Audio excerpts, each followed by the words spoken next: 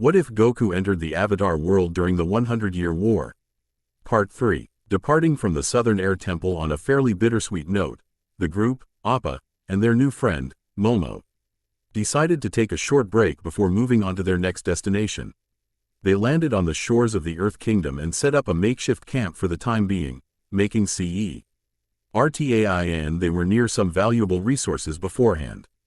This small strip of land was positioned near a small crevice of towering mountain ranges that connected what was once air nomad territory to its neighboring nation.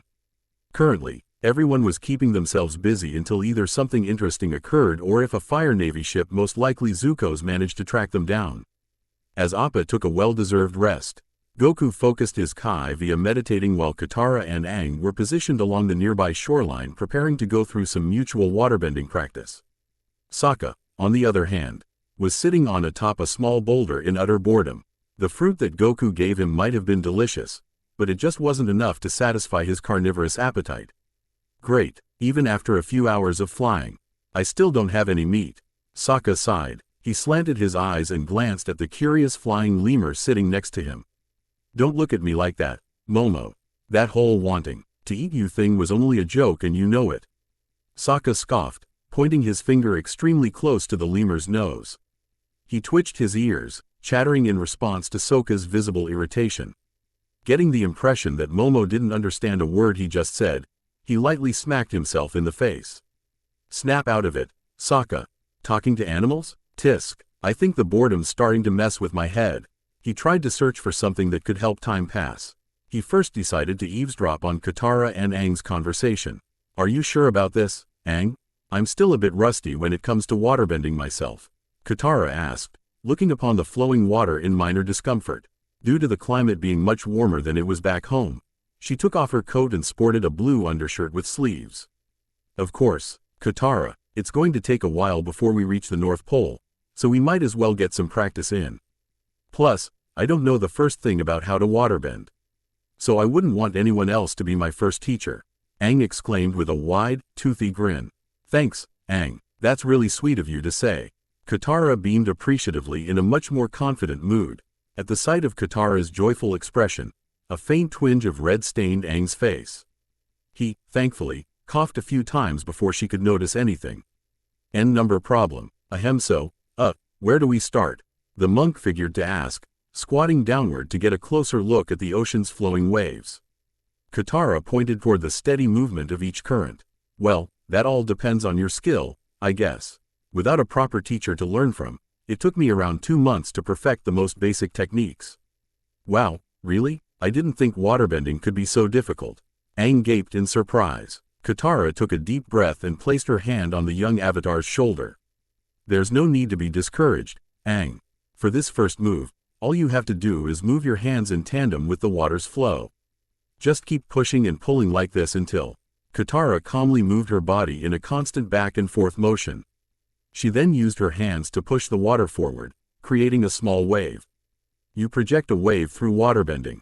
Simple as that. Seems simple enough. Let me try this time, Aang excitedly cried, adjusting his body into the proper stance. Having just about enough of being ignored, Sokka loudly cleared his throat. As much as it fascinates me to see you two splashing around in the water together, what the heck am I supposed to do? There's nothing to do here, and thanks to Goku over there, nothing to eat either, Sokka shouted. Katara crossed her arms and raised an eyebrow with the utmost disinterest in her brother's little rant. I don't know, Sokka. Maybe instead of complaining like a whiny little kid, you could do something useful for a change and train like the rest of us? The girl mockingly retorted. What do you expect, Katara? I'm the only normal guy here amongst 2 magical benders and a superhuman monkey boy from another dimension. There's not much for me to be compared with on an equal playing field. Taking note of Sokka's hidden insecurities, Aang neutrally gazed at the Southern Water Tribe native in understanding. I get that, Sokka, but your sister does have a point. We'll need to prepare ourselves for another attack by Zuko or any other firebender that crosses our path. Just look at Goku. He's probably the strongest one here, yet he's still keeping himself focused on the task at hand. He then pointed his finger to Goku, who was sitting in deep concentration. His black eyes were closed and both of his hands were firmly rested against one another in a calm gesture reminiscent of prayer. By doing what, Sleeping? Sokka deadpanned. Katara facepalmed. No, you blockhead. He's obviously meditating to keep his Kai in control. Sokka squinted his eyes in sheer doubt, unable to see any traces of Kai originating from Goku's body. How do you know for sure? He's been in that same position since we first got here. No one, especially a kid as goofy and energetic as Goku, could stay in that position for hours without losing concentration. For you, without question. For Goku, it's really difficult to say. Other than his personality, power, and basic reason for being here, there's so much more we don't know about him yet. Aang is sort of similar in that aspect. Katara truthfully mentioned the utter mystery that was Goku's world and past. They're both living legends that everyone had assumed were dead at one point. It's still difficult to grasp that a person like Goku really exists. Can't argue with that. Being the Avatar sure is complicated. Aang agreed. Katara lightly pinched the bridge of her nose. Look, Sokka, if you're so curious to know what Goku is up to, why don't you ask him yourself? Goku did say that anyone, regardless of strength, has the potential to learn Kai and perform the techniques he displayed earlier. So you should be no different. Sokka was about to say something else, but stopped himself. The idea his sister brought up did seem promising. Me using the Kamehameha. A wave is something I always wanted to do, Sokka reminded himself in deep thought. He began to picture charging up a hypothetical Kamehameha and using that same attack to annihilate an extensive battalion of over 1,000 Fire Navy ships. Each boat spontaneously combusted into smithereens, torn shrapnel flying in all directions as makeshift fireworks. In this daydream, Sokka was also extreme Ly muscular and rode on top a much larger version of Goku's flying Nimbus. Surrounding him were over a dozen beautiful women, all fawning over his godlike appearance, each one desperately fighting with each another for his attention. The Fire Nation soldiers also bowed down to him in unanimous defeat, including a greatly humiliated Prince Zuko who was covered from head to toe in prominent scorch marks. Sokka smiled at this image, becoming completely on board with learning Kai if this event were to have a chance of taking place. Oh yeah, it's definitely all coming together. Sokka chuckled. Please. Yurabli to himself whilst stroking his chin. Unbeknownst to Sokka, Aang and Katara looked weirded out by the fact that he inexplicably froze for a good 10 seconds or more. Sokka, anyone home? Aang concernedly called out. Just as a bit of drool trickled down Sokka's chin, he shook his head a few times and regained his lost focus. Fine then, I guess it's better than being bored half to death. Relieved that Sokka wouldn't bother them anymore, Katara sighed in relief and fixed her braid. Good, now if you excuse us, me and Aang have to finish our waterbending practice. She replied, going back to pushing and pulling the water like Aang was about to do. Oh, by the way, Sokka, if you and Goku have the time, could you clean out Appa's toes for me? There was a lot of weird-looking gunk got stuck in between them back at the Southern Air Temple. Aang speedily requested, pointing to the aforementioned sky bison's large feet. Sokka examined Appa's toes, spotting large clumps of mud and disgusting insects that were practically glued there. He shivered in disgust. Whoa, I didn't agree to. Thanks. The monk swiftly turned his body around with a mischievous grin. Sokka slumped both of his shoulders in shock. This isn't over, Aang. He swore irritably, shaking his fist in the air like a grumpy old man. After Aang purposely ignored him, Sokka scowled under his breath and shifted over to where Goku was. Said martial artist did not make any sort of sound, his expression remaining the same as it was upon their first arrival.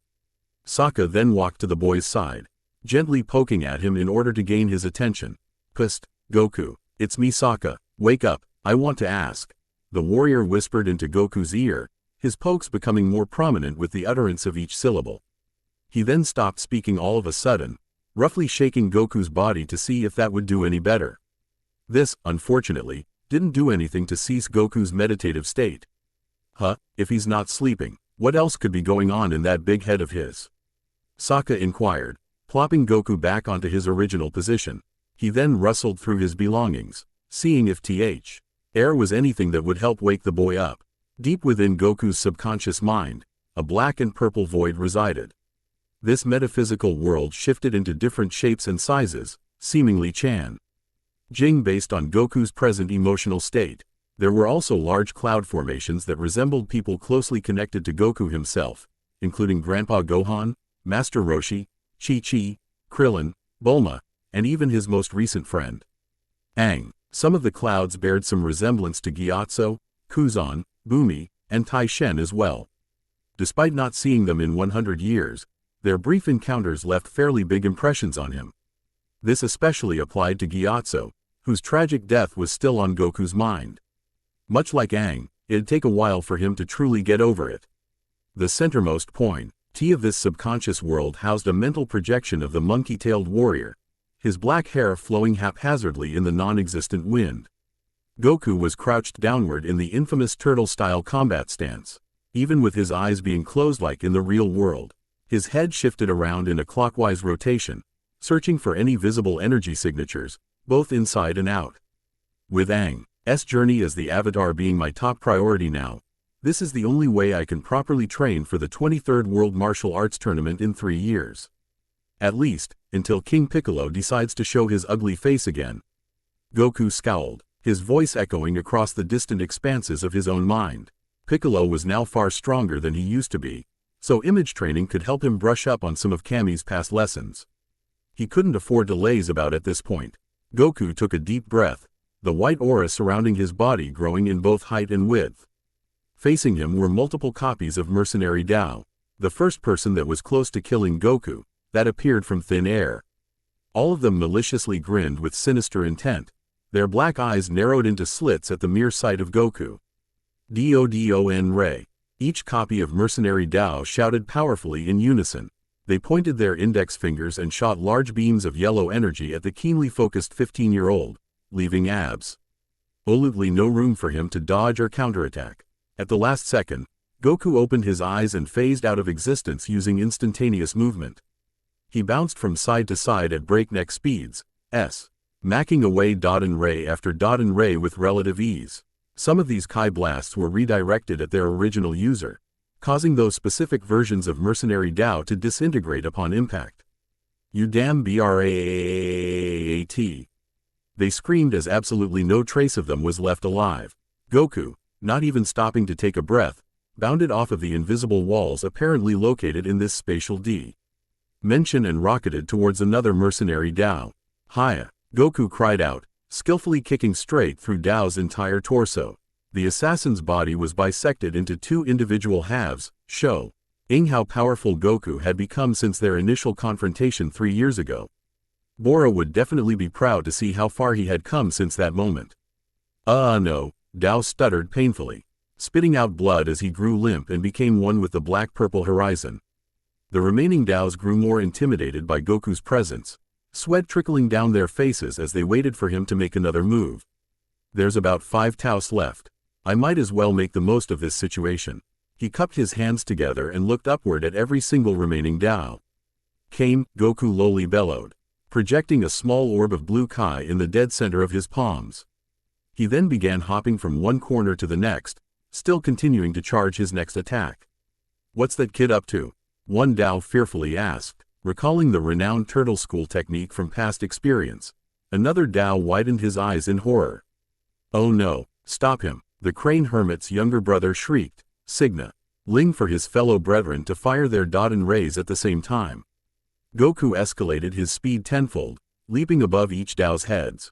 "Haim," Goku expressed a bit more passionately as he lifted high MSELF up to the skies of his enclosed mindscape. The blue orb began spinning around, multiple beams of light protruding from its core. Don, the group of mercenary Taos announced at the same time. All 5 pointed their fingers at Goku, aiming to create one giant Don Ray that could hopefully save their lives. Instead of fully releasing the Kai blast like usual, Goku squeezed the Kamehameha's blue sphere and separated it into 5 parts. Goku then spun around in a backward somersault until he was positioned upside down. Mercenary Tao's projected doubles announced for the last time. As intended, their yellow blasts collided with one another to form a massive, formidable-looking combo move. Sadly, the assassins didn't expect for Goku to hold off on releasing his own attack before it was too late. "What the hell?" the Taos gasped in confusion and disbelief. Their eyes then grew erratic and bloodshot at the sight of 5 smaller Kamehameha waves preparing to be deployed from Goku's fingertips. "Here goes." Scatter Kamehameha. Goku unveiled the name of his new technique with a bit of uncertainty. The 5 beams of energy plummeted towards the defenseless mercenaries. Each blast eviscerated the massive Dodon ray in one fell swoop, independently curving outward to reach their intended targets.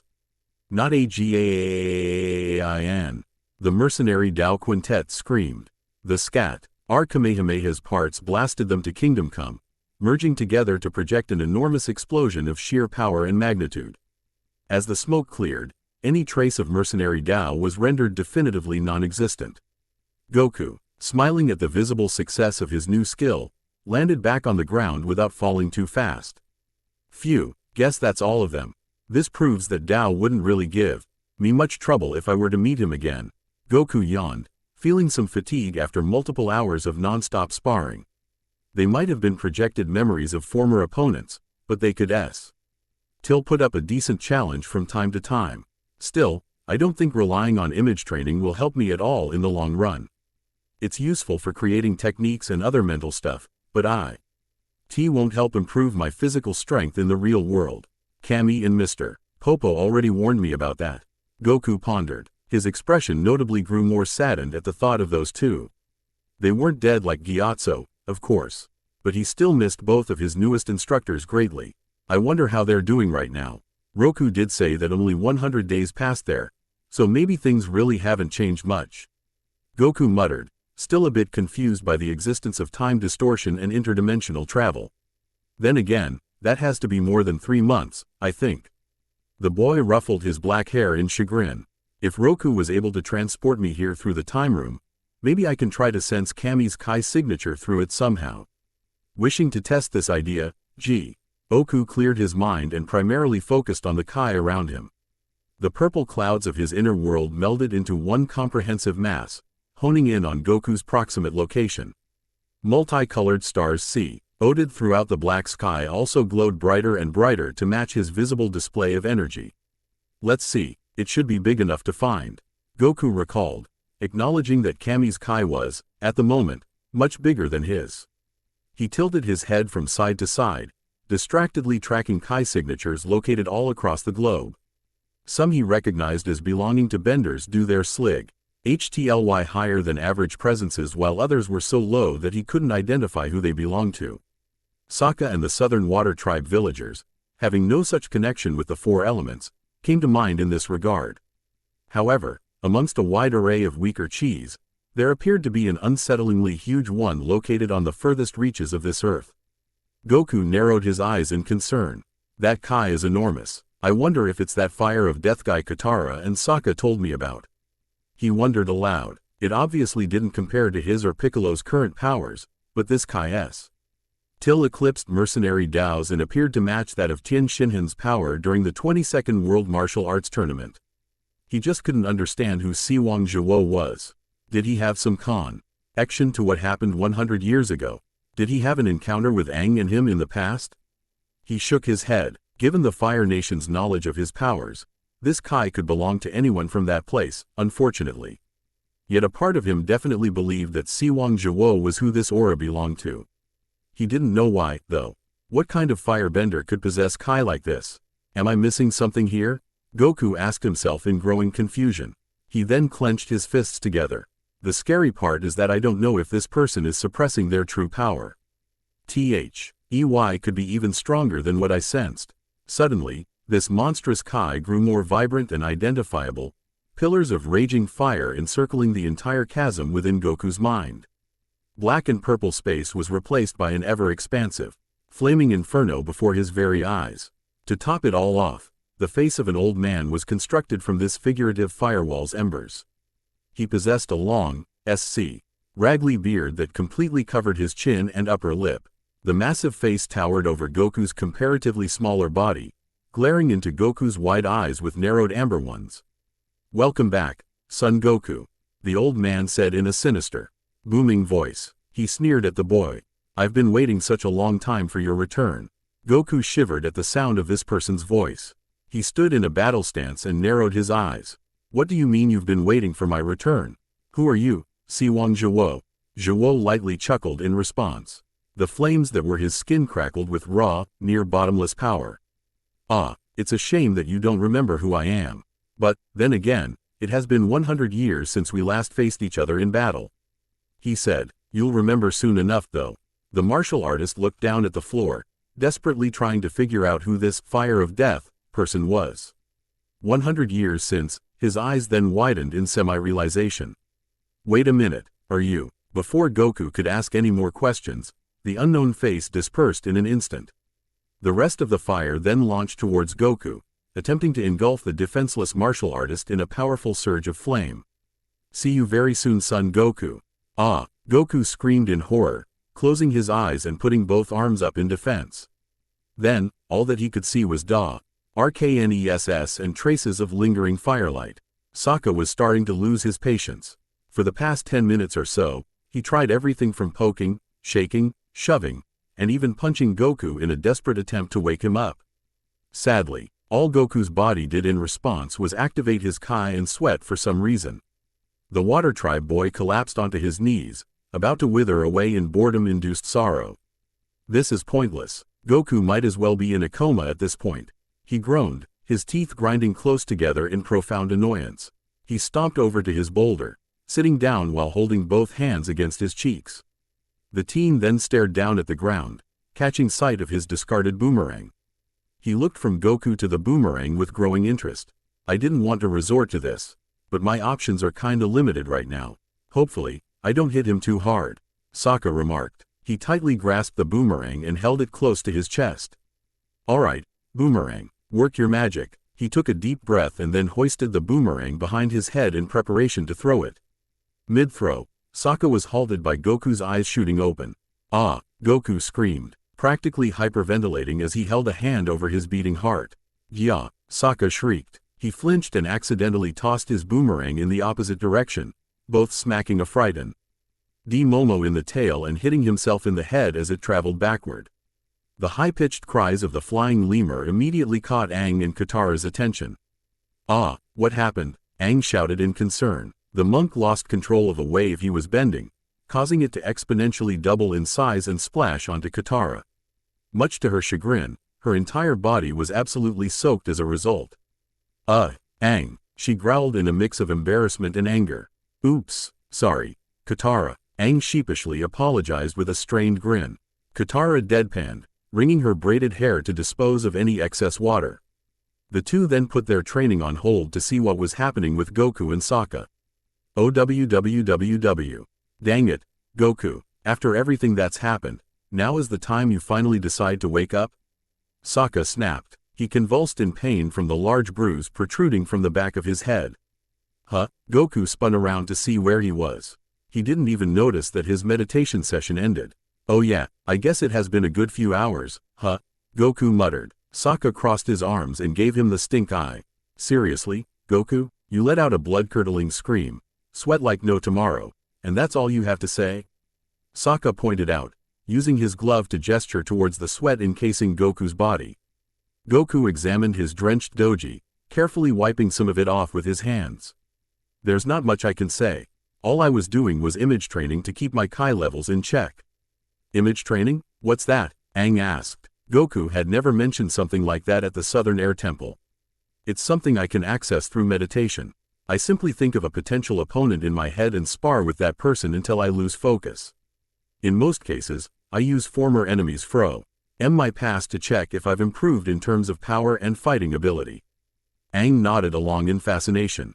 "That actually seems pretty useful. Were you screaming because of one of those fights?"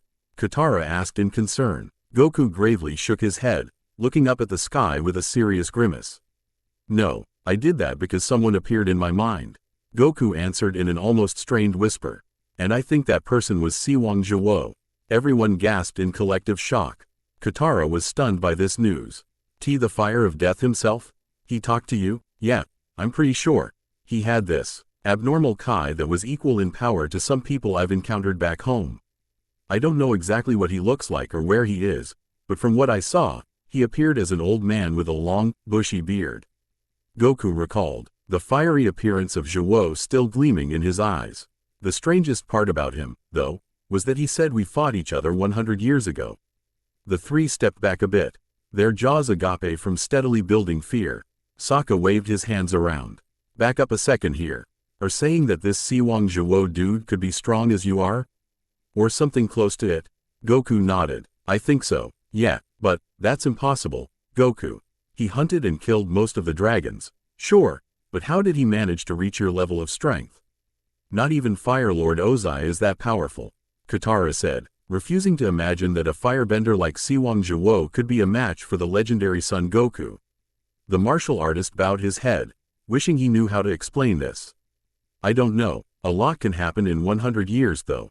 If I was able to become some sort of legend in the Fire Nation like you said. Maybe this guy trained during that entire century me and Aang were frozen.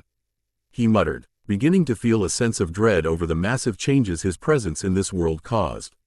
I just can't figure out when I could have fought him. We only went to the Fire Nation once back then.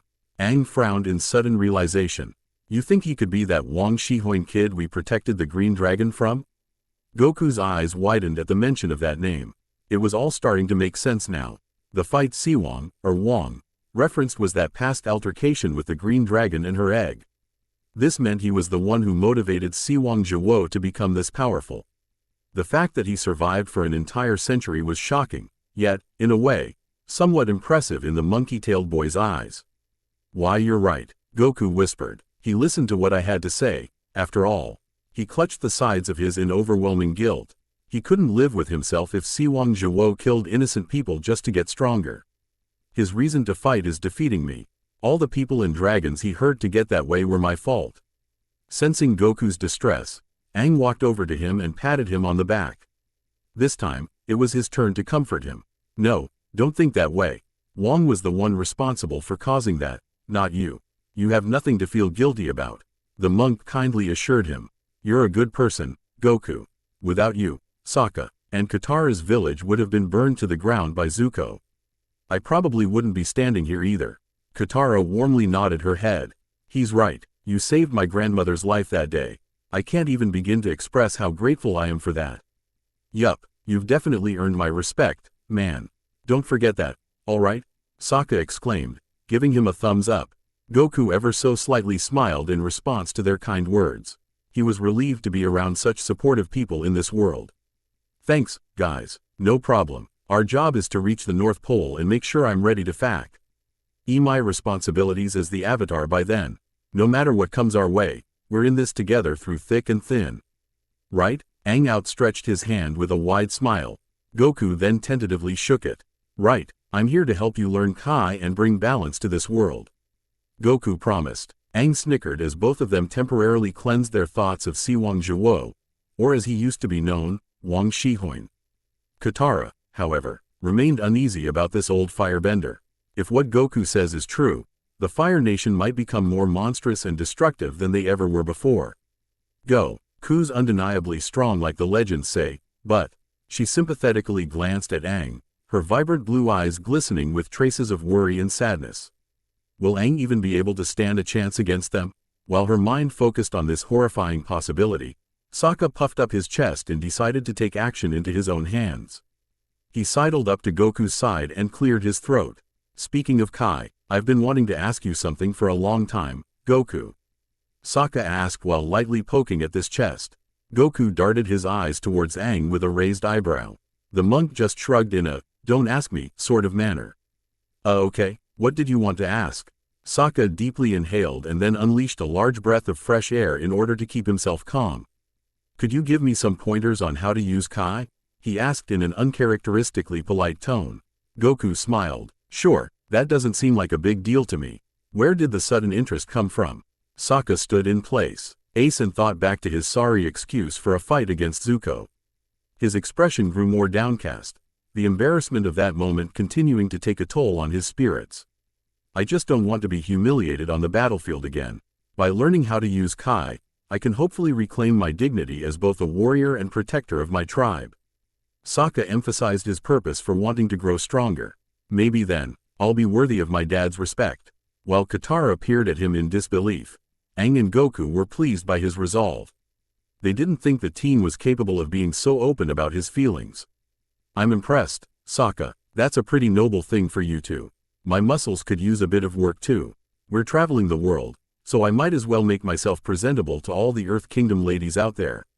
Sokka joked, flexing his biceps to showcase their current size. Aang sighed. Looks like I spoke too soon. Sweat trickled down the back of his head as Sokka continued to wiggle his eyebrows in pride.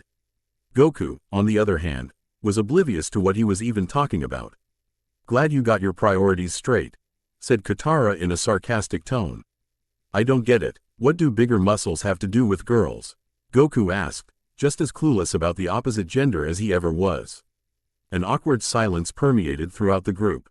It suddenly ended with Sokka laughing aloud in amusement. He wrapped an arm around Goku's shoulders while shaking his head. Oh, my naive, oblivious friend, looks I have just as much to teach you as you do me. I still don't get it. Goku replied with a stagnant, neutral expression. You'll know in good time, Goku. Now, let's move on to the more important stuff. Like telling me what the first step is. Sokka shouted in an exuberant, almost pleading tone. Goku rested a fist under his chin in thought. There's not really a concrete answer to that question, Sokka. Everybody's training is different based on their skill and experience as a fighter. Sokka nodded, spinning his hand as a signal for the boy to elaborate. Okay then, are there any particular training regimens that you would recommend? Sokka asked. Goku raised up 2 fingers in response. Off the top of my head, I'd say you have 2 options to choose from. One is the physical side of Kai training that focuses on martial arts, strength enhancement, and so on. The other is the more mental side that centers around unlocking your aura, energy manipulation, and sensory connections to the Kai of others. Both are needed to survive in combat with other Kai manipulators. So the order really doesn't matter. To the shock of no one, Sokka immediately knew which training method he would choose. I'd say the physical method is my best option. The martial arty. Saint began to smile a bit too widely at Sokka's eagerness. Aang knew why he was smiling like that, but didn't bother to say anything about it. Are you sure about that, Sokka? You realize there's no going back after this, right? Sokka brushed him aside with the least bit of concern. Please, who do you take me for, Goku? If it allows me to put that Zuko jerk in his place, I'm ready for everything you've got. Sokka proudly challenged. Okay, I get the picture, Goku said, holding his hands up in mock surrender. Don't say I didn't warn you, though. Sokka's condescending expression was quickly replaced by a very confused frown. Was that a threat? Before walking to another portion of the island, Goku glanced back at Aang. You want to join too, Aang? We never got past this step back at the Southern Air Temple. Not wishing to put any excessive weight on his body again, Aang shook his head. That's alright, Goku. I'd rather finish my waterbending practice with Katara before continuing with Kai. Katara, the image of Siwang Zhuo still circling around her head, smiled at the monk in appreciation. Suit yourself. Me and Sokka will be near Appa if you need us. Goku shrugged as he jerked a thumb towards the resting bison. Sounds good. We'll keep that in mind. Aang nodded, looking over to the frazzled waterbender. You ready to continue, Katara? She shook her head to pay Roper attention to what the airbender just said. Huh? Oh yeah, of course. Just make sure not to soak me this time, okay? Katara asked, protectively clutching her clothes and braided hair. Aang took notice of Katara's strange demeanor, but he ultimately decided that it was nothing to be too concerned about. They were all a little on edge after what happened at the Southern Air Temple. No promises. He chuckled with both hands placed behind his back. Katara rolled her eyes and laughed along with him. The two of them then walked back to the island's shoreline, preparing to perform some more waterbending moves. Meanwhile, Goku and Sokka stood a few feet away from where Appa was laying down. The martial artist zoomed from place to place in search for some undisclosed object. Stand here, Sokka, I need to find something before we can start. Sokka repeatedly tapped his foot, waiting for Goku to finish. He began to assume that he meant no harm with his warning from before. He's probably just joking around. I mean, come on, it's Goku. What's the worst that can happen? Let's see, what's the closest thing to a 50-pound turtle shell here? Goku wondered, distractedly perusing the island and surrounding mountain ranges for any sort of big object. Sokka raised an eyebrow. Turtle shell? Goku pointed his finger at various objects ranging from an entire tree and multiple pebbles to even Momo himself. No. Goku continuously rejected object after object until his sight was set on a boulder. The very same boulder Sokka sat on a few minutes ago. Aha, this will do. He then effortlessly hoisted the boulder up with one hand. Sokka's eyes widened at this bizarre spectacle. "What are you doing with that, Goku?" Sokka whispered hesitantly with a finger pointed at the elevated boulder. "Well, like I told Aang 100 years ago, I was able to become so fast because I did stuff with a turtle shell attached to my back," he briefly explained with a carefree smile on his face. "So, in order to begin your training, we'll need to put this thing on your back first." Sokka's tan skin paled considerably. He gestured towards his back and the large rock in quick succession. Put that on my what now?" His screams of terror echoed across the entire island and beyond. Somewhere off the coast of Kitu Harbor, deep within the lower chasms of his Fire Navy flagship, Commander Zhao stood in relative silence. He was positioned in the center of a dark, practically pitch-black chamber, his entire body remaining completely still. Like in his recent Agni Kai with Zuko, Zhao was not wearing any sort of armor, accentuating his muscular frame and the sizable battle scars that stained it. His amber eyes narrowed in deep concentration and underlying fury, focusing on one particular person or object located in this room. This individual was his current lieutenant, Kari Higurashi. Her glowing orange eyes continuously shifted in size and shape, almost moving in proportion with Zhao's determined glare. As they studied one another, Zhao silently released his aura once again. The Fire Nation soldier did not display any sort of visible reaction to this move. Instead, she protectively placed one arm in front of them and the other over a sheathed katana. Released from this arm's metal plating were razor-sharp knives all separated into sections along the entire appendage. She then squatted downward, bending their arm as if preparing to throw a swift punch. Zhao wasn't fazed at all. He only grit his teeth in an almost exhilarated sneer. "Begin." With that, Lieutenant Kari deployed 3 knives with a quick flex of her arm muscles. Launching towards the vulnerable commander at impressive speeds, Zhao darted his body from side to side in an attempt to dodge every blade. He successfully protected his bare skin from harm, using Kai to precognitively recognize where the knives would go. All 3 knives simultaneously careened towards the room's southward wall. However, before they could pierce through the ship's metallic hull, the Kari stopped them in place with a swift wave of her hand. A light orange aura was then infused around the handheld weapons, causing them to move on their own. The Fire Navy officer twitched 3 of her fingers forward and directly pointed to Zhao with her free hand. This resulted in the knives speeding back towards their intended target, spinning around from a wide array of angles. Now, they all orbited Zhao like living planets to a sun. Zhao was too preoccupied with his own thoughts and inner frustrations to really care all that much. There was only one single moment he was concerned with: his embarrassing defeat at the hands of Fire Prince Zuko. In fact, just thinking of that royal pain brought his blood to a boil. How could I, the great Commander Zhao, stand to be humiliated by some delusional, worthless brat? Zhao seethed in outrage. While thinking, he stretched his neck to evade another incoming knife. There was no way he could have possibly beaten me. I'm superior to him in strength, intelligence, power, and skill, everything. Yet, Zhao continued, performing a backwards flip and somersault. LT combo to throw off the path of all 3 daggers. Seeing this change in Zhao's movement, Kari crisscrossed their hands and then pointed towards the ceiling. 2 knives then sped by each other's path, HS in an X formation, while the last one performed a sporadic loop-de-loop into the air. My sorry excuse for Kai ended up working against me. His eyes twitching with intense anguish, Zhao spotted 2 knives coming from the left and right. Increasing the size of his aura tenfold, Zhao did the unthinkable and used his bare hands to protect himself. He sent one knife flying in the opposite direction with a Kai-enhanced punch and afterwards, smashed the other in a literal downward spiral. While these 2 were successfully deprived of their user's orange Kai, Zhao, unfortunately, was too distracted to see the 3rd weapon coming. It nosedived from above Zhao's head and slashed across his chest.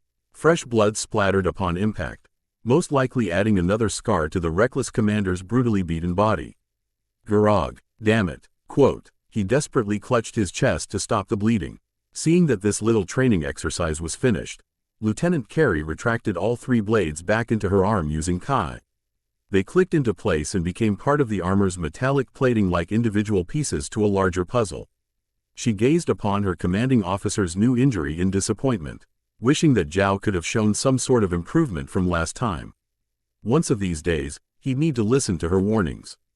That's enough, Commander. You'll pass out from blood loss if you keep going on like this, she warned. Zhao shakily limped towards his ever-observant lieutenant, scoffing at her so-called words of wisdom.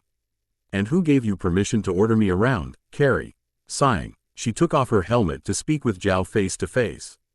Beneath the helmet was a stunning beautiful young woman in her early 20s. She had long, black hair that was neatly tied into an ponytail extending from her head to the center of her back. Carrie's eyes were a striking sunset orange, perfectly matching the color of her kai. She also had a light tan complexion to her skin that was notably darker compared to most Fire Nation citizens. That wasn't an order, it was a suggestion. A helpful one at that. Carrie corrected Zhao's question in a neutral, serious tone. She calmly set her helmet on the floor and walked over to a table set up near the wall. There, Zhao's armor and a small container filled with fresh bandages resided.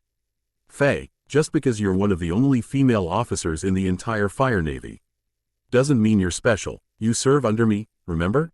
Carrie faintly grimaced at this comment, but still brought the pack of bandages to Zhao's side, regardless.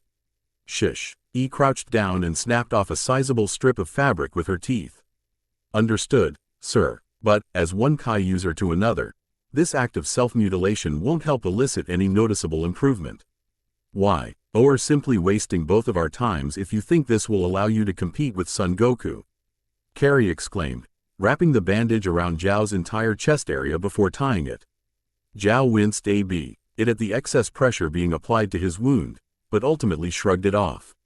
Fair point. As much as it infuriates me to admit, losing to Prince Zuko was proof enough of my underlying weaknesses in battle.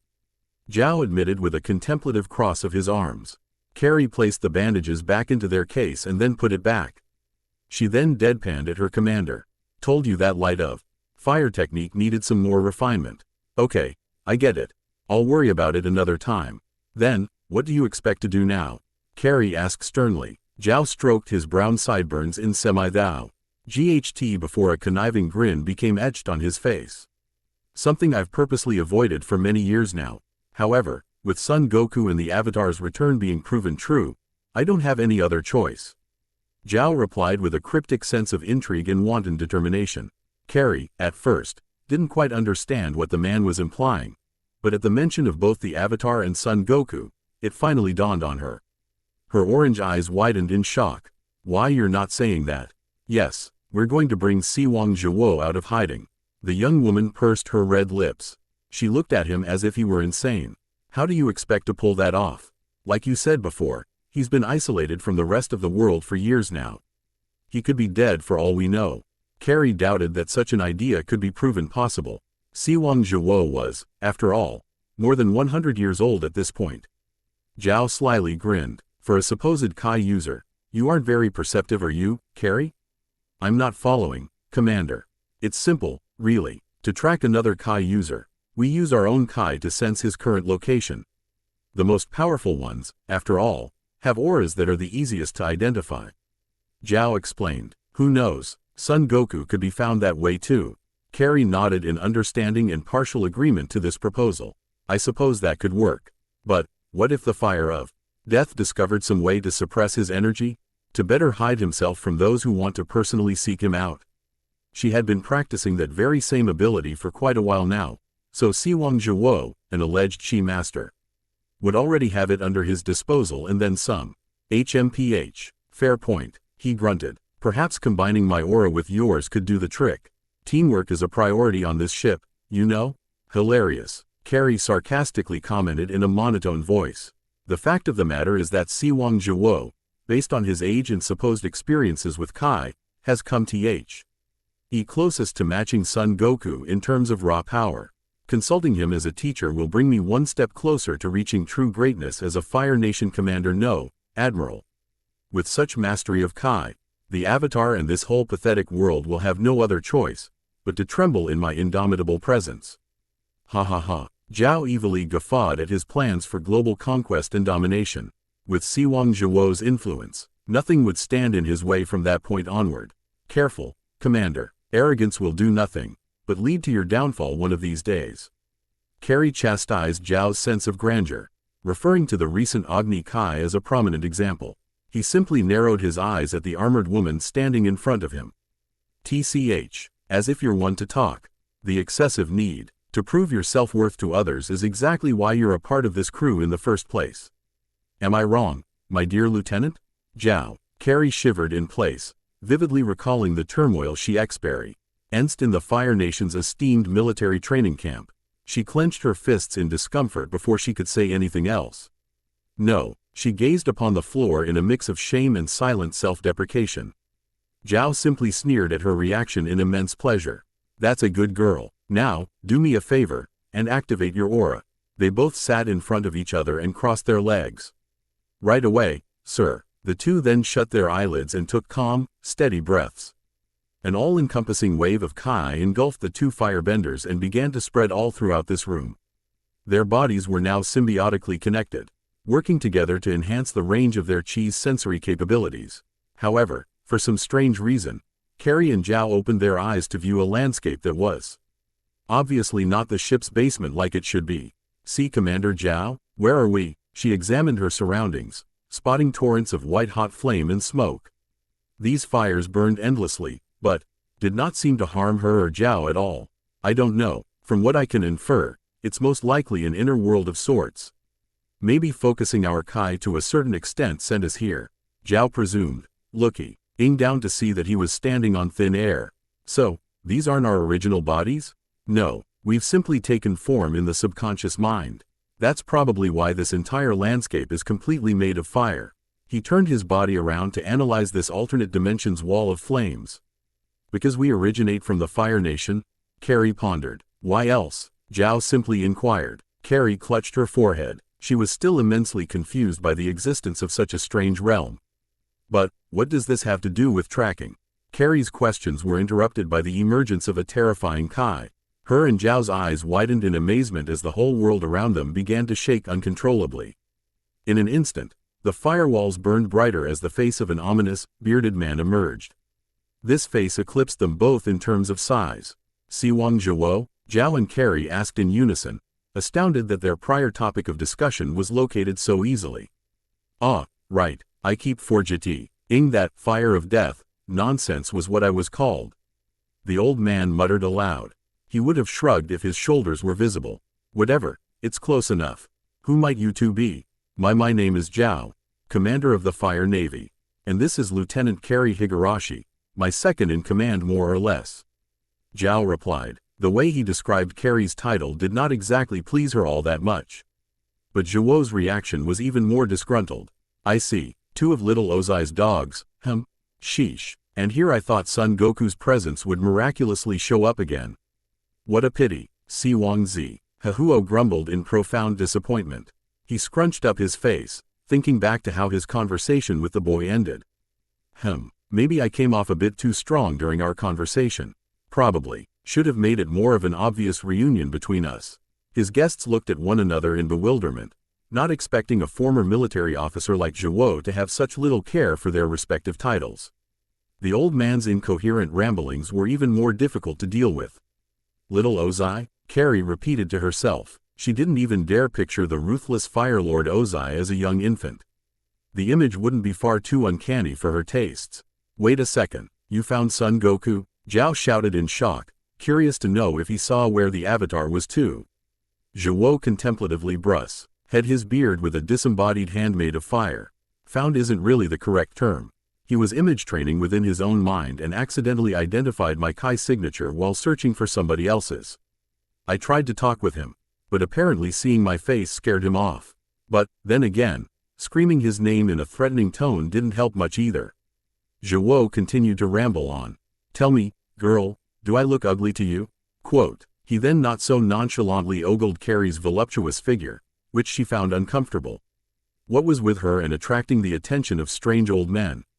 No, Carrie awkwardly replied. Relieved, the projected image of Zhuo brushed some non-existent sweat from his brow. Oh, good, good. Hearing that from such a gorgeous young lady like yourself does wonders for my self-image. Being 112 years old can be very hard to deal with, sometimes, you know. Siwang Zhuo chuckled while scratching the back of his fiery head. Believe it or not, I used to be quite the looker back in the day. Hee hee. Once again, Carrie did not know whether to be flattered or creeped out by Siwang Zhuo's kind, borderline flirtatious words.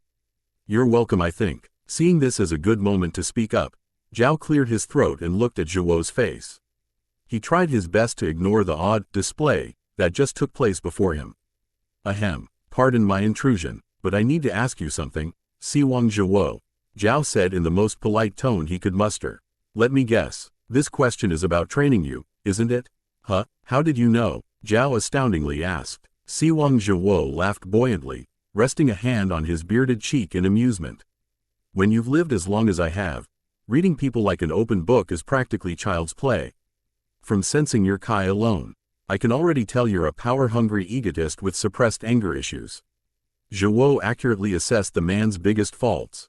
You probably lost a battle due to the overconsumption of your Kai and now wish to fix that error by consulting my help. Zhao froze in place. He couldn't believe how accurate his description of him was. Wow, he really did read you like a book. Carrie snorted in surprise. Zhao cursed to himself, steam figuratively oozing out of his own 2 ears. And what's wrong with that? Is seeking to claim more power for myself such a bad thing? Zhao growled in defense of his past actions. Son Goku seeks to achieve the same thing, I'm sure. Zhuo glanced down at the enraged commander with some sympathy. They were practically two sides of the same coin. Look, Zhao, whatever, I'll admit, you remind me of how I used to be when I was young. Like you, all I wished to do was surpass everyone who belittled and claimed they were stronger than me. I was rash, thick-headed, violent, and most importantly of all, scared. I was scared that without limitless strength, I would be stepped on and left forgotten by everyone around me. However, after I grew more knowledgeable of the world and all 4 nations, the now extinct air nomads included, such insecurities were meaningless in comparison to achieving my true purpose in life. I learned that instead of striving to dominate my potential adversaries with little hesitance, I would recognize their own strengths and weaknesses as I do my own self. Zhao's anger slowly subsided as he thought over the old firebender's logic. In a way, he did provide an explanation as to why seeking strength without purpose or reason was internally self-destructive. My main question for you, Zhao, is that, as a Fire Navy commander, who, why, and what are you fighting for? And if the Fire Nation does, in fact, take over the world as Little Ozai plans to, what will your goals be then? Zhuo sternly asked. The commander was stunned by this question. What would he do if the Fire Nation won the war? What else would be left to accomplish after that? He shook his head, grasping his temple in confusion. I can't answer that. Not right this moment, at least. Zhao muttered, seemingly pleased by this short, but sweet answer. Zhuo nodded his head. Good, maybe by the end of our training together, you'll figure that out, Zhuo exclaimed with a small smirk. The man widened his eyes. You'll agree to train me? Even knowing what type of person I am. You can interpret it as an equivalent exchange of sorts. In exchange for my help in improving your firebending and Kai abilities, you led me to Avatar Aang and Son Goku. They're the only individuals who can challenge me at this point, so seeking them out benefits me and you too at the same time. Zhuo proposed. His expression then darkened into one of pure bloodlust. Son Goku, especially, is the one I wish to defeat above all else. Save him for me and we won't have any disagreements. Zhao saw nothing wrong with this deal, so he didn't bother arguing against its terms. Although, the last part was somewhat debatable. He wanted a chance to best Goku as well. That sounds fair. You've got yourself a deal, Zhuo. He then smarmily grinned at him. Or should I say, Master? HMPH. Don't push it. Does that include me as well, Fire of Death, sir? Carrie politely asked. Of course, Miss Higurashi. Judging by your armor and Kai signature, you've got a lot of conviction and fighting spirit buried deep within your soul. Being a female lieutenant in this day and age is no laughing matter either. Zhuo commended Carrie's accomplishments. Carrie, grateful for these kind words, grinned in appreciation. Now, as a word of advice, my training will be far more difficult than anything you've ever experienced. Your bodies will be broken to their absolute limit both mentally and physically. There will be little time for rest, relaxation, or talk. Only brutal, domineering fights for survival. If you die, that's your fault, not mine. Understand? They glanced at each other, nodding in agreement. Being involved in a global war, The two saw no trouble taking part in these challenges. Yes, alright then, bring your ship to Dragon Bone Island and make certain that you aren't followed. It's been kept secret by the Fire Nation royal family for decades now, and for good reason. Even Fire Lord Ozai might not even know exactly where it is. The Fire of Death described the sheer confidentiality of his current residence. Carrie and Zhao shivered at the name, Dragon Bone Island, but decided to play along with Zhou's instructions, regardless. Understood. We'll try our best to keep this expedition a secret until further notice. Zhao promised while bowing to him as a sign of respect. Carrie did the same. Zhou squinted his eyes for a moment at this verbal promise, but ultimately had faith in what was being said. Very well. Best of luck finding it. When you reach the shores, your training will officially begin. Zhou wished the two luck in their search. The flames surrounding him then grew more aggressive and lively, lighting up the entire plain in seconds. Farewell for now, Zhou finally declared as his face dispersed into nothingness. To Zhao and Carrie's momentary fright, their vision was blurred by emblazoned firelight. The next thing both of them knew, they were back on the ship as if nothing happened at all. Even stranger, their skin was coated in fresh sweat and minuscule scorch marks. Well, that was an interesting experience, Zhao remarked sarcastically, deactivating his aura and standing back up. Carrie took cautious breaths, strangely exhausted from her conversation with Zhou. I agree, that man was a far less fearsome than I imagined, Carrie mumbled. She picked up her helmet and perused it for any noticeable damages. Looks can be deceiving. Goku is a little kid, yet can fire the Kamehameha wave from his hands. Not to mention how massive Zhou's energy was that entire time we were speaking with him. Zhao noted. Carrie shivered in remembrance of Zhou's overwhelmed energy signature. That's true, Carrie admitted, placing the helmet over her head to hide an uncommonly nervous expression. Zhao then walked over to the table and put his armor back on. He tied each string to make certain that the shoulder pads were attached to his armor's lower section. Now wearing his complete uniform, Zhao silently motioned for his lieutenant to follow him. So, what are you going to tell the crew? Dragon Bone Island, as the name implies, is a massive graveyard for the remains of dead dragons. Won't they be uncomfortable traveling there? Carrie inquired in uncertainty. Her voice now had its metallic echo once more. Zhao stopped walking to angrily glance at Carrie's masked face. Didn't you listen to what Zhou said, Carrie? Dragon Bone Island is meant to be exclusively confidential, meaning, we must go there alone for the old man's training without any sort of assistance. That doesn't make any sense though. We can't just abandon the rest of our crew. You'll be severely punished for that. Maybe even demoted, Carrie hissed in a state of panic. Zhao turned around to gently clasp Carrie's shoulder. Relax. We'll just stop by the Fire Nation for repairs of sorts and explain what's going on. After our training is done, we'll resume searching for the Avatar and Son Goku as if nothing happened at all. Carrie, about to say something else, held her tongue and nodded agreeably. Okay, I'll trust your judgment, Commander, she replied. She then folded both arms behind her back and marched in close proximity to Zhao. Remember, Carrie, this training is for our and the entire Fire Nation's benefit. We have to remain strong or we'll stand no chance against Son Goku. Let's not forget that Zhou has another name he's greatly feared for. Zhao reminded Carrie about the purpose for their training and search for power. He darkly paused at the last phrase, scattered rumors of Zhou's impressive feats circling inside his head. There was a good reason the Fire of Death lived on as long as he did. What's that? Carrie asked, only hearing of the Fire of Death title and nothing else. Zhao narrowed his amber eyes, glaring straight into Carrie's own. The Dragon Slayer. He then continued marching up the stairs, leaving Carrie alone in stunned horror. Now, to her increasing dismay, she realized why Zhou was living on Dragon Bone Island. It was created by Zhou from the dragons he mercilessly slaughtered. Zuko wasted no time in leaving Kitu Harbor once his ship was repaired. The expenses to fix those damages were rather costly, but Hai's uncle was able to cover most of it just fine. Afterwards, the prince secluded himself from him and the rest of his crew to meditate. He was seated directly in front of 4 candles and a highly detailed dragon head with 2 horns. He breathed in and out through his nose, causing the flames of each candle to grow in size. However, Zuko couldn't seem to keep himself calm due to a wide number of aggravating circumstances.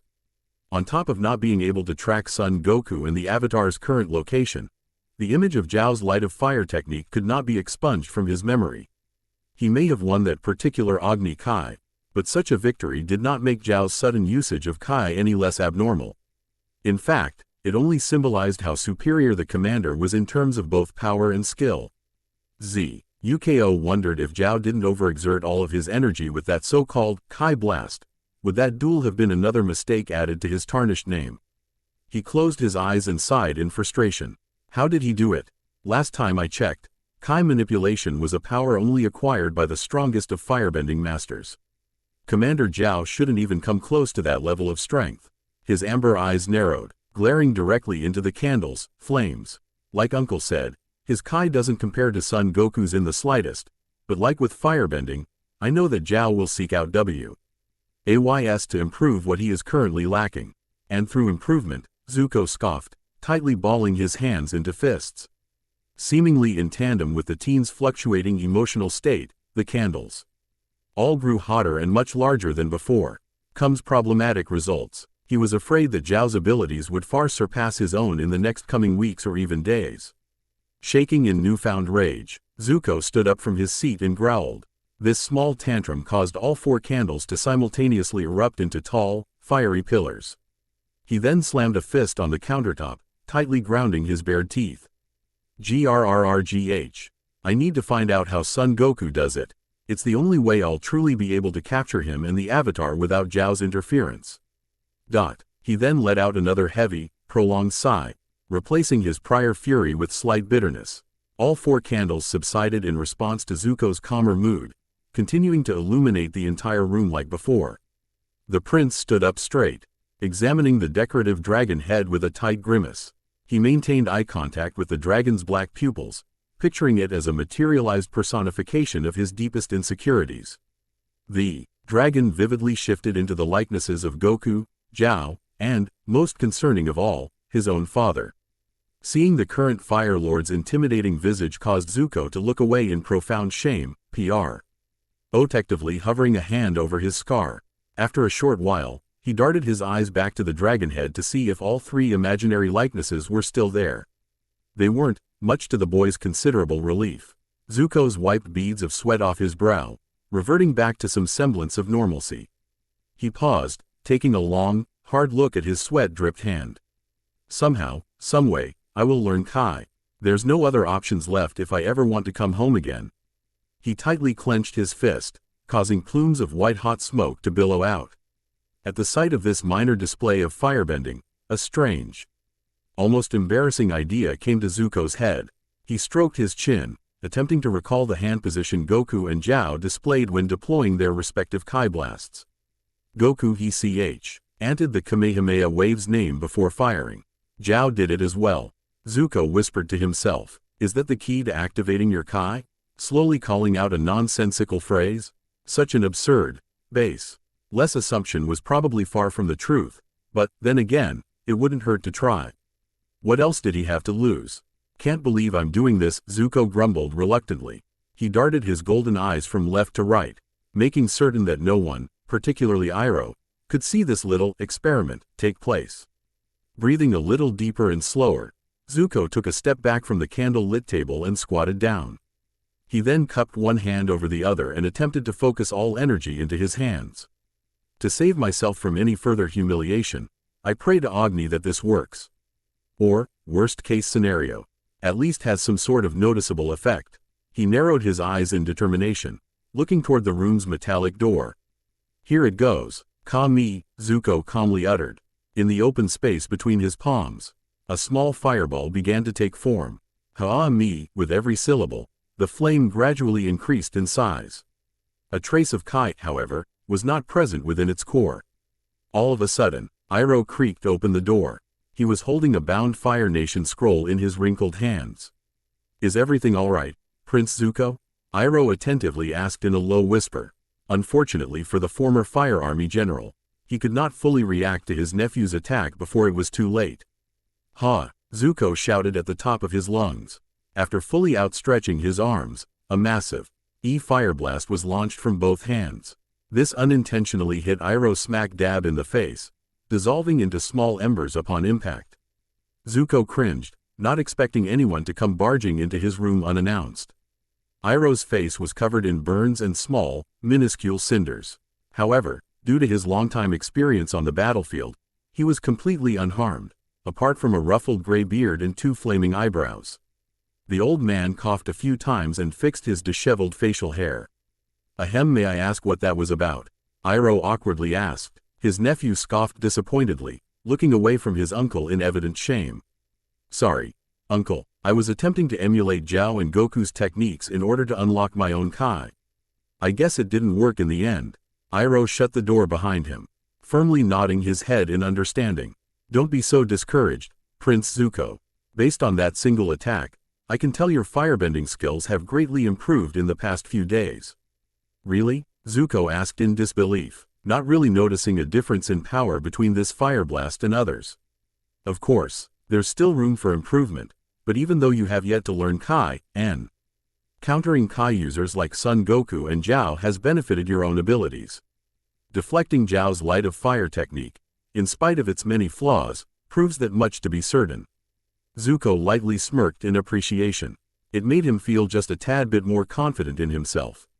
This didn't fully dissuade his belief that Kai was better than basic firebending, though. "I appreciate the words of encouragement, uncle, but stronger firebending just isn't good enough these days. Without Kai, I'll only continue to make a fool of myself in subsequent fights against Goku. At this point, the Avatar will never be in my grasp if Goku isn't dealt with firsthand." "I understand your frustrations, Zuko," Iroh said in reply. "However, as I've reminded you countless times, patience is a virtue. Like with any acquired skill, time is the key to successfully manipulating Kai. Goku's exceptional fighting prowess is evident of this fact." He walked over to the 16-year-old teen and firmly clasped a hand over his shoulder.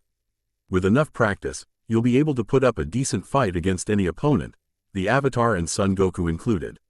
Now, whether you'll necessarily win or lose is dependent on how you decide to perform as a warrior. Understand what I'm trying to say?" Zuko paused for a moment to fully digest the meaning behind Iroh's words. They were encouraging, yet didn't guarantee lasting results. "Yes, uncle, I won't let them get the better of me again. That's a promise I should be able to keep." Zuko wholeheartedly swore with a fist placed over his heart.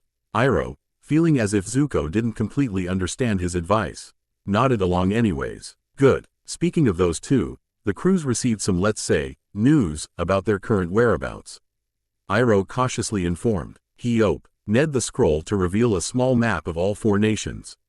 Zuko quirked a brow. "What kind of news?" "Well, for one, we have no idea where they are." Zuko's mood swiftly changed into one of absolute shock. "What? How is that even possible?" Zuko fumed. He then yanked the map from Iroh's hands and examined each part of it. "Don't be too upset, Prince Zuko. There have been multiple sightings of the Avatar and Son Goku, but due to their usage of aerial transportation via the Sky Bison and their flying cloud, they've been almost impossible to track down," Iroh explained, attempting to soothe his nephew's temper. He pointed his finger at multiple points where both kids were initially spotted. "Tisk, how am I supposed to find them then, uncle? If I had Kai, tracking their presences wouldn't be this big of an issue." "That may be true, but I doubt even Goku could sense someone who is dozens of miles away. It's just not feasible," Iroh replied. He then looked down at the floor in uncertainty. "Then again, I did hear that the Fire of Death was capable of such a skill, but that's beside the point." "Faye, and how would you know?" Zuko spat at Iroh, finding it hard to take his words about Kai to heart. Iroh closed his eyelids and blew out a tentative sigh. "I had a feeling you would ask that question at some point." "It's because," Iroh trailed off. He then laid out his hands, emitting small orbs of energy from each fingertip. "Like Zhao, I know a thing or two about Kai usage as well. Perhaps far more than he does," Iroh revealed in a deep, echoey voice. With an effortless flick of his hand, all 10 spheres combined to form a small, portable sun of some kind. Zuko could only gape in awestruck amazement.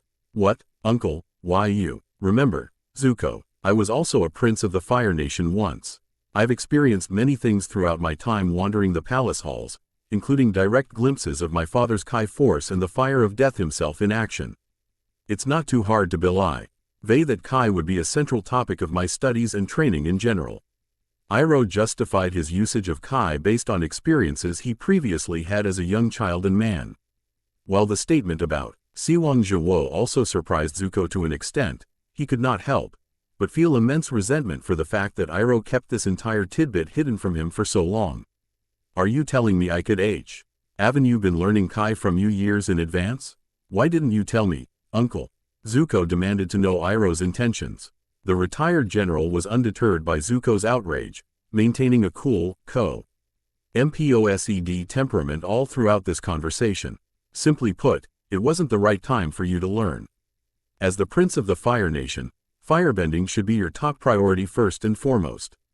Introducing you to a more complex, fundamentally destructive property would not have been to your immediate benefit at such a young age. The art of firebending, in all its physiological complexity, must be fully realized before Kai can be used to its advantage. Without that, you'll become just like Zhao, wrongfully utilizing Kai as a mindless power boost and nothing more. That, Zuko, is why the light of fire was so weak in comparison to Son Goku's Kamehameha wave. I'll never be like Zhao, Uncle, Zuko boldly proclaimed with the utmost conviction. With Kai at my disposal, he won't be able to interfere with our search for the Avatar and Goku ever again. And you are the only one who can help me guarantee that. Zuko marched up to Iroh's form, giving the retired general full, uninterrupted eye contact. So, I'm asking you from nephew to uncle and prince to prince, Uncle. Will you teach me Kai? Zuko asked with dangerously furrowed eyebrows. His expression then softened a little from desperation. Please, to Iroh. A ferocious, unstoppable fire was burning in Zuko's eyes. It, surprisingly, almost seemed similar to the abject fearsomeness Ozai's own seemed to possess. However, their softness came from his mother, Ursa's side of the family. That was the part of his nephew's personality he wished to see more of. After all, that was who he was before his banishment took place. All of this pent-up anger came from the Fire Lord's cruelty and hatred alone. Fine, Prince Zuko, we'll start with the basics first thing tomorrow morning.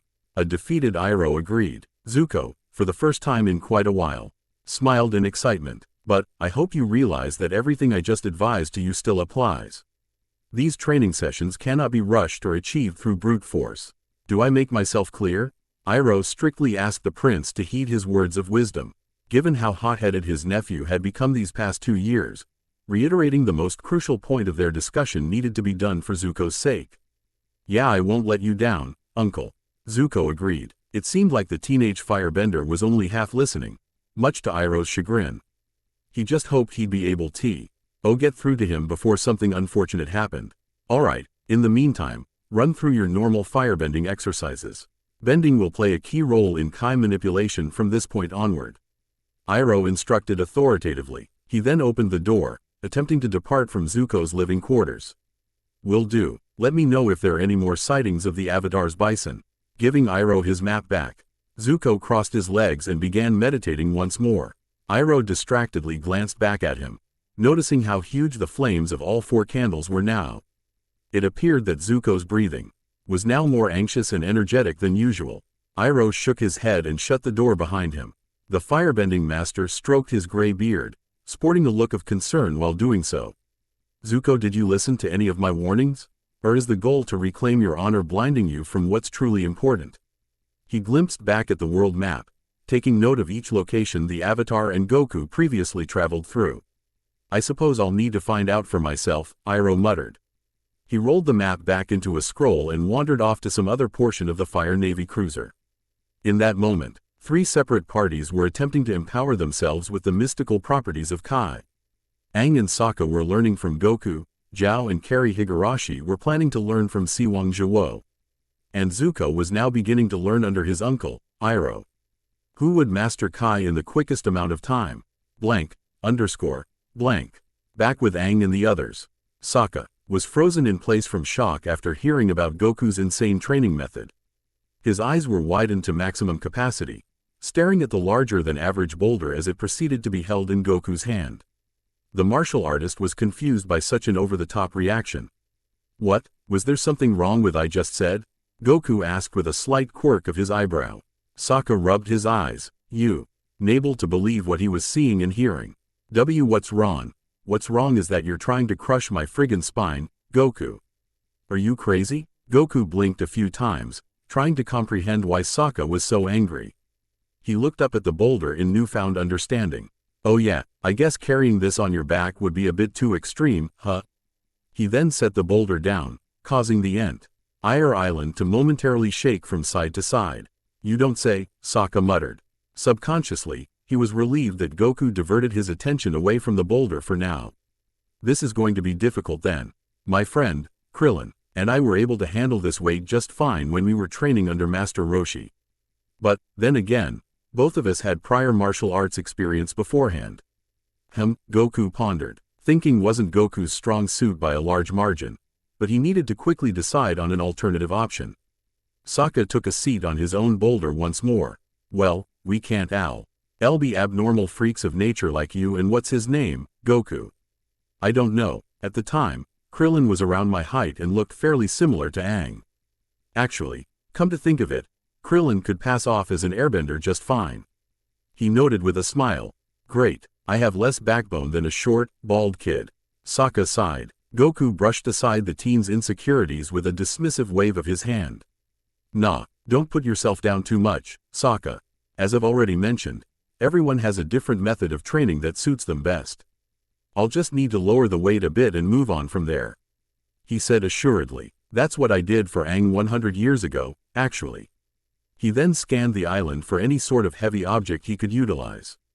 His black eyes spotted dozens of smaller, fist-sized rocks buried within the shoreline sand. Remembering Aang's training before their trip to Omashu, Goku utilized his agility to gather each rock into a large pile. Yup, these should do the trick, Goku whispered to himself. Now, about 8 or so rocks were clasped within both of his arms. Hey, Aang, do you have some rope lying around anywhere? Both Aang and Katara stowed their waterbending session to answer the martial artist's question. Maybe, try looking in Appa's saddle, Aang suggested. Goku glanced at the sky bison in acknowledgement. Okay, I will, thanks, Goku replied back with a small thumbs up. He then scurried over to Appa's side, speedily looking through the gang's belongings. After digging through each bag, Goku successfully located multiple piles of rope.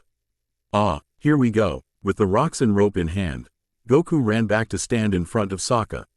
He then set down his newfound collection of rocks and slowly unwound one of the lassos. Can you stay still for a second, Sokka?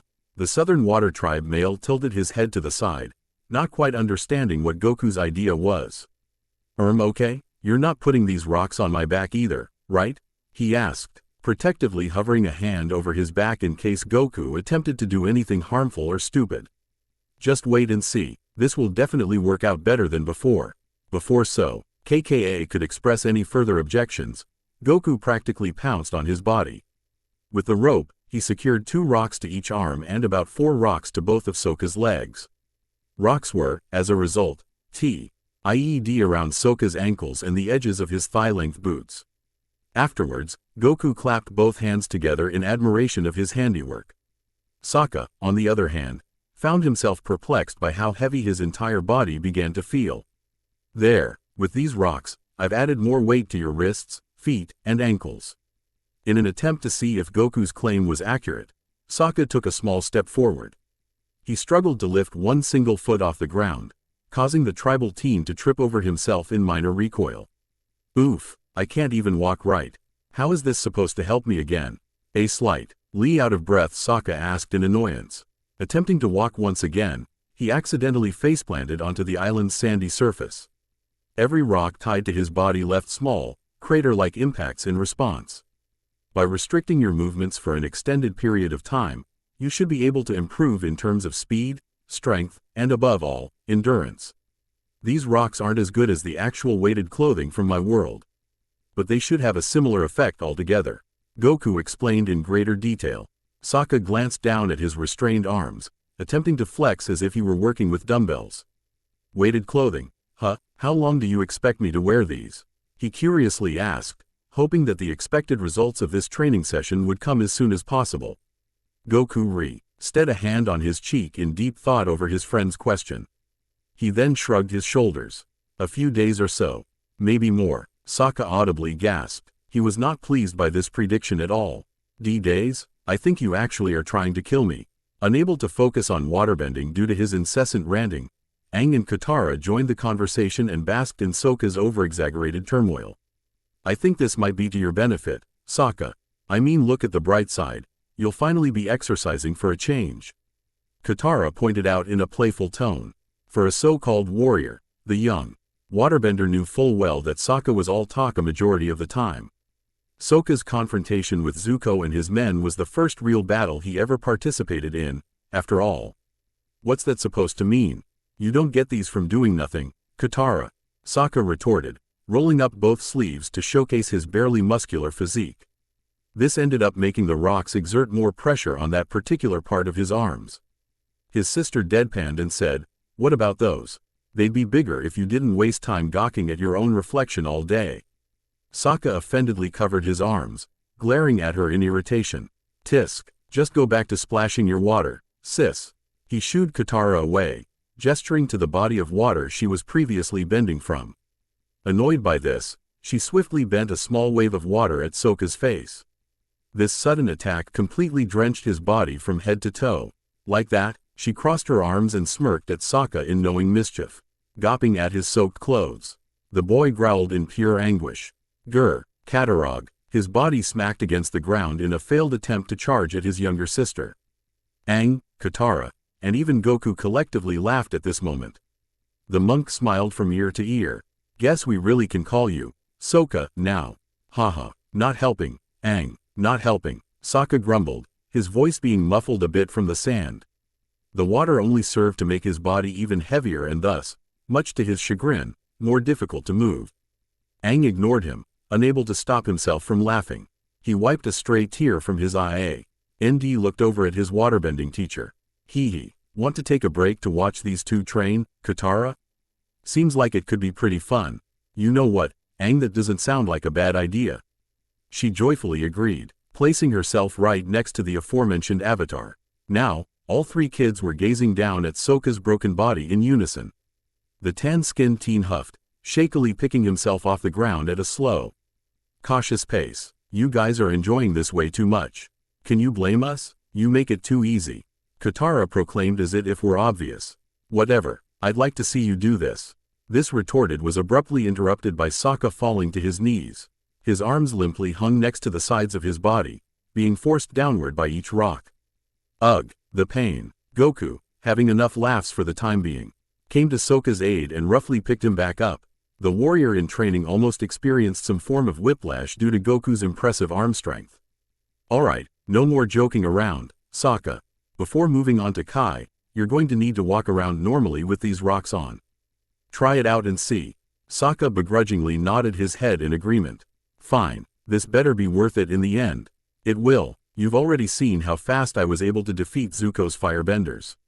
Don't you want to be the same way?" Sokka, recalling this one-sided battle, Holehe. Rtedly nodded his head in a more intense manner. He now had a determined glint in his blue eyes. "You bet I do. I've wanted to be that way since I was a kid. Then no more distractions from here on out. We need to start making some progress before our next stop comes up," Goku instructed. Sokka attempted to loosen himself up a bit via stretching, but was put to a momentary stop by his new instructor. "Oh, I almost forgot," Goku remembered, directing Sokka's gaze to the boulder from minutes prior. "By the end of this first session, Sokka, I want you to push that same boulder a few feet away from you without any help. Lifting it is a bit more difficult, so we'll try something like that another time.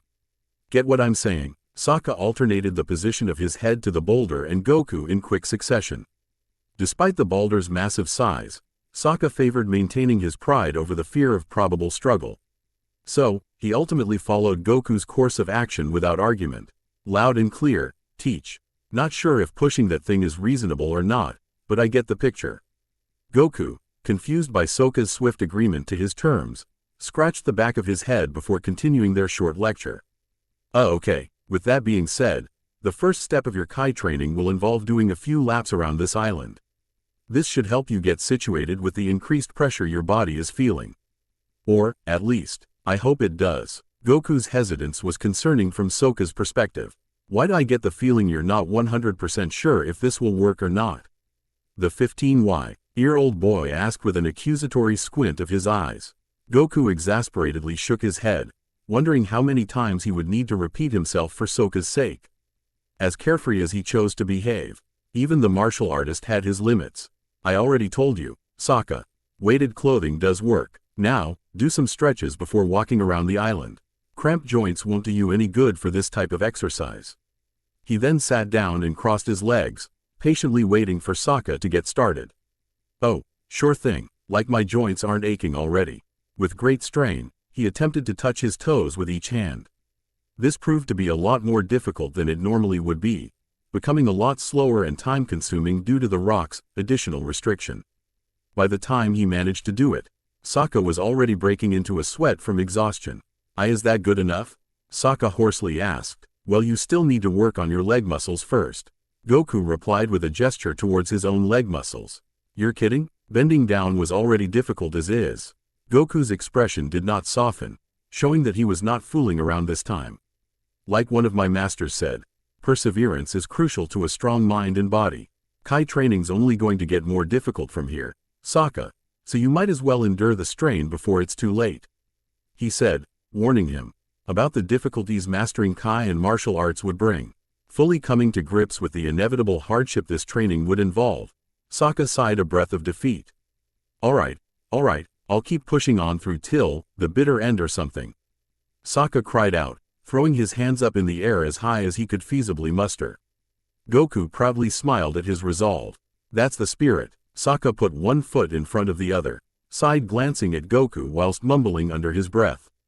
Yeah, my spirit after a few more hours of this. He then outstretched his legs and placed a love on each boot in a step-by-step process. After completing one last, agonizing stretch, Sokka cracked his knuckles and prepared to start walking. Let's get this over with. Don't let me down, body. Without further ado, Kanna's eldest grandchild heftily dragged his feet forward. He shouldered the rock's cooperative burden and, as told, walked around in a small, fairly uneven circle. Calm down, Sokka. Your entire body may not be able to function properly for who knows how long, but the pros do outweigh the cons. Think of what Dad would do in this situation. At the thought of his father, the Southern Water Tribe's current chief, Sokka ever so slightly picked up the pace of his stride. A ghost of a smile was also painted on his face. That's good, but I suggest moving just a tiny bit faster. This island's pretty big, you know? Goku advised, emphasizing how much quicker Sokka should move with a pinch of his finger. Yeesh, don't you think I'm trying to, Goku? I bet you had just as much trouble at some point, right? Despite the adversity he did in fact experience throughout his past 3 years as a martial artist, Goku laughed at this question. Sort of, but not exactly. My initial training was way more intense. Not only did Master Roshi make Krillin and I wear 50-pound turtle shells for an extended period of time, the two of us had to deliver bottles of milk while skipping. He sighed, fondly remembering the days he spent preparing for the 21st World Martial Arts Tournament. Those were much simpler, happier times where the biggest threat they had to deal with was Emperor Pilaf and his 2 cronies. Sokka didn't really understand what delivering milk had to do with martial arts, but the concept itself was still baffling to hear about. Do you deliver milk? What kind of sadistic old coot is this guy? He shouted in appallment. Katara and Aang expressed similar sentiments. Requiring you to skip is pretty eccentric too. The waterbender muttered. I'm just shocked that it actually worked. Aang added in perplexement. That's good old Master Roshi for you. Despite his occasional weirdness and interest in dirty magazines, he really knew what martial arts training was all about. Goku praised the turtle hermit's skills as his first and, with the obvious exception of Grandpa Gohan, most influential mentor. Aang grinned at Goku's joyful expression, wondering if this Roshi person meant just as much to the boy as Gyatso did to him. He already knew about his grandfather, at least. Dirty magazines? I hope that doesn't mean what I think it means. Katara deadpanned in visible disgust. Apart from the Fire Nation's soldiers, pervy old men were people she had no intention of meeting anytime soon. Man, just talking about it really takes me back. Hee hee. Goku chuckled. Those were some good times. Goku continued to think over the past few years with a wistful, upbeat smile. However, after recalling Roshi's recent sacrifice against King Piccolo, his mood shifted into one of sadness. He could only hope that monster wouldn't hurt anyone else in this world. I just hope he and everyone else was wished back by now. Due to the destruction of Shenron and the Dragon Balls by Piccolo's hands. He hoped that Kami would be able to resurrect the Eternal Dragon fairly soon. Unfortunately for Goku, since the passage of time in this world did not move in conjunction with his own, he would have no one way of knowing what could be going on there. That is, until he helped Aang save the world and, subsequently, found a proper way back home. Sokka noticed the boy's far-off look in slight concern. What's wrong, Goku? Are you sensing something again? Huh? Oh, it's nothing. Just keep doing what I told you. The teen rolled his eyes in defeat and heaved his elf back around the beach's sandy pathway. Despite his current obliviousness, Sokka was beginning to cover more distance than earlier.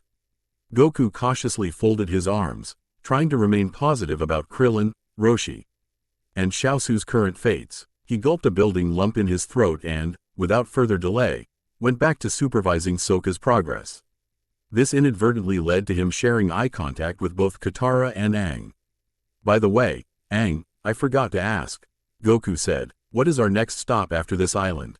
An enthusiastic twinkle appeared in Aang's gray eyes, appearing as if he were specifically waiting for that question to come up in conversation. Glad you asked, Goku. It's going to be somewhere native to the elephant koi I mentioned. Not sure what the exact place is, but it definitely has a lot of water. Aang pinpointed his next area of interest. Goku and Katara exchanged weird looks with each other, taking into consideration that this entire island and mountain range were completely surrounded by water. That doesn't narrow down much, Aang. Katara deadpanned. Aang shrugged while sheepishly grinning in an apologetic manner. I know. Trust me, though, it's going to be 100% worth visiting. You'll see, Aang promised them, remembering the stories he heard about Elephant Koi from 100 years ago. This place is nice too, but I'm kind of disappointed. The hopping llamas haven't showed up yet. Oh yeah, you talked about riding those when we left the South Pole. What do they look like? Goku asked. Aang rested a fist underneath his chin, mentally picturing the appearance of a fully grown hopping llama. Well, it's been a long time since I've seen one of them, but they're usually pretty big, have shaggy fur, and... Before Aang could finish his description, a quadrupedal creature miraculously landed on the island from some higher point of elevation. It was around 5 foot, 11 inches tall and had disheveled clumps of white fur. The animal LSO had a long neck and 2 identical ears atop its head. However, its most striking feature was the pair of triangular, razor-sharp horns spouting from in between those same ears. Bah! Cried the hopping llama as it licked its lips and took a careful look at the surrounding area. Aang, Katara, Goku, and even Sokka all froze in place at the appearance of this strange, perfectly timed arrival. Momo, on the other hand, hid behind Appa's foot and hissed intimidatingly at the peculiar mammal. Does it, perhaps, look something like that? Katara said while pointing to the aforementioned llama. Yeah, I had a feeling they were wandering around those mountain ranges, but I didn't expect one to get this close. This works out perfectly. Aang beamed in pure, childish glee. Sokka forcibly dragged himself forward, so he could stand next to everyone else. He pointed at the hopping llama in clear disgust. What the heck kind of animal is that? And where did it come from? The boy spat, tilting his head in all directions to locate the direct source of this llama's arrival. Goku squinted his eyes to get a better look at the mountains that surrounded them. Did it fall from the sky? No, guys. Goat llamas, or hopping llamas as most people call them, consider mountains like these their central habitat. He must be stopping here for a short break or something, Aang knowledgeably explained. The hopping llama, blissfully unaware of the group's existence, began chowing down on some stray grass hidden beneath the sand. But, how did he get from there? Sokka pointed a hand toward the relatively distant mountains and their rock formations. All the way down to here so fast? It doesn't make any sense. Aang snickered, amused by the three's ignorance towards what a hopping llama was capable of. Just watch and see, you guys will get a good kick out of this. In that moment, the hopping llama bent his knees increasingly low to the ground, accentuating the sheer magnitude of his thighs. Then, in split-second timing, the llama leapt about 50 feet off the ground and safely perched himself on the edge of another mountain top. Pressurized hoofprints were left imprint into the sand before being blown away by the wind. Bah! The hopping llama warbled powerfully. His voice was heard as a faint echo. Wow, Katara whispered in awe. That's impressive. Things just keep getting weirder around him, don't they? Sokka grumbled, starting to think that Aang's status as the Avatar was a magnet for bizarre events. Goku continued to inspect the llama's muscular physique. Guess they don't call them hopping llamas for nothing.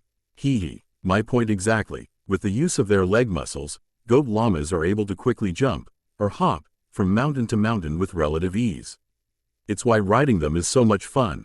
Following after the figurative leader, about 5 or more llamas of varying ages, shapes, and sizes came into view. They all landed on the island, communicating amongst themselves. Bah, a female specimen without horns whined. Blah, another male bleated back in a similar sounding tone, spellbound by the emergence of so many goat llamas in one single area. Aang wanted to take full advantage of this rare moment. Look at them all, this is our chance. I'm not sure, Aang. They're kind of jumping pretty high. Won't it be dangerous? Katara hesitantly expressed her concerns. There's nothing to worry about, Katara. As long as you don't provoke them, hopping llamas get along just fine with humans. Just tightly wrap your arms around their neck and they'll do all the work. Okay, Aang, if you say so, Katara ultimately nodded, choosing to trust Aang's advice.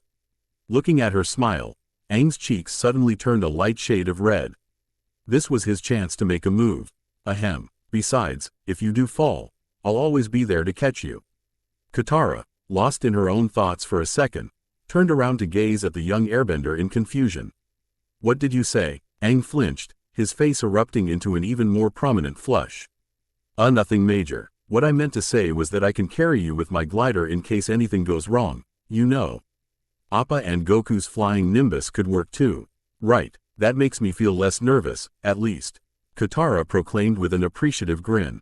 Aang, still blushing, rapidly nodded his head and looked away.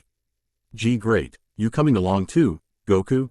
Sokka? Goku nodded. Sure, after everything that happened at the Southern Air Temple, some genuine fun wouldn't hurt at all. Sokka, in contrast, narrowed his eyes at the others and every single llama wandering around the island. Did you all forget that I have rocks tied to me? How would a llama manage to withstand that much weight? He yelled, wriggling his arms around to emphasize their increased weight. That's a pretty good point. What should we do about that? Aang asked, peering over to Goku for a proper answer.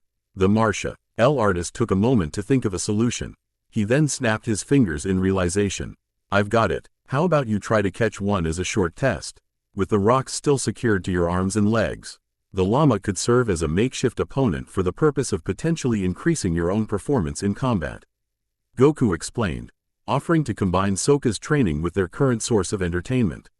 While somewhat reasonable on paper, Sokka was not at all impressed for very obvious reasons.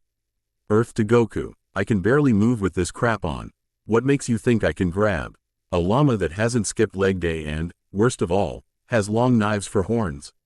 Look, Sokka, I'm only offering this challenge as a benefit for your training in the long run. You may not have noticed, but just by walking around the island, your speed has ever so slightly increased. With that fact in mind, what results do you think could be produced from jumping around or even full-blown running? Goku revealed the steady improvement Sokka's body has been undergoing. More agonizing pain than before? Sokka snorted. I'm being serious here, Sokka. Goku scoffed back as his tail swished about in agitation. That's a first. He audibly groaned, once again caving into Goku's unexpectedly logical reasoning. Darn it all. Fine, I'll try to catch the stupid llama. This is only so I can give that Zuko guy a good butt whooping the next time we see him, though. I won't stop you then. He's all yours the next time we encounter him. Goku chirped, raising up his hands in mock surrender. He and Katara then huddled behind Aang, getting a closer look at 3 of the total 5 hopping llamas walking around the island. Okay, so here's how it works, guys. In order to mount a hopping llama, we need to be as quiet as humanly possible. Only then will we be able to sneak up behind them and climb on their backs. The rest is pretty self-explanatory. Basically, we just hang on and don't fall off. Goku guessed from what was previously explained. Well, it's a bit more complicated than that, but pretty much, yeah. Placing a finger over his mouth, the monk led the entire group, Sokka included, in a series of silent tiptoes. Easy does it, guys. Take small, tenuous steps, so they don't take notice of yo. Smack, crunch, Sokka accidentally fell face first into the sand, producing an extremely loud noise from the fallen rocks. Aang, Katara, and Goku all turned around to give him the stink eye. "What did I just say?" Aang irritably hissed. "Don't blame me, it's these stupid rocks," Sokka shouted back. The goat llama closest to Sokka immediately took notice of the sound Sokka made. Its black eyes dilated in unrepentant rage, showing that this particular creature was not one to be messed with. "Uh-oh," Aang gulped. "Uh-oh? What do you mean by uh-oh?" Sokka asked, starting to panic in response to the airbender's nervous look. Aang stared at the llama, recognizing the fact that it was swishing saliva around in its mouth. He took a slow, careful step back while Goku and Katara followed his example. "You might want to duck, Sokka. Like, right now," Aang warned. Sokka frowned in confusion, turning his head around to glance at the angry animal. Duck from what? To his sudden horror, the hopping llama gulped some excess saliva from the back of its throat in preparation to fire.